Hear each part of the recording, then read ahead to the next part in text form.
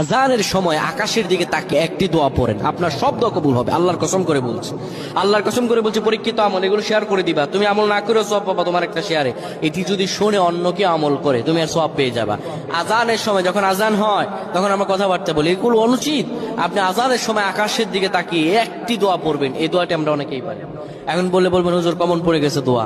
আমরা অনেকেই আল্লাহ তাআলার কাছে এটা ওটা চাই, কিন্তু সঠিকভাবে চাইতে জানি না। সঠিকভাবে কোনো ব্যক্তি যদি চায় আমার আল্লাহ তাকে দয়া করবেন। আল্লাহ বলেন, বান্দা উদউনি আস্তাজিব লাকুম, আমার কাছে চাও আমি আল্লাহ সব দিয়ে দিব। সুবহানাল্লাহ।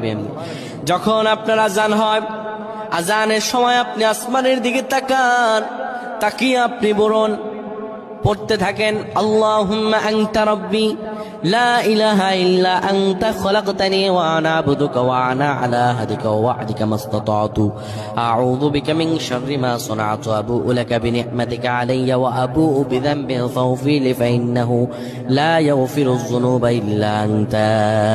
এই সাইয়্যিদুল ইস্তিগফার আপনি পড়েন, ইনশাআল্লাহ আল্লাহ সব দোয়া কবুল করে আপনাকে কবুল আর মঞ্জুর করে নেবেন। পড়েন আল্লাহু আকবার।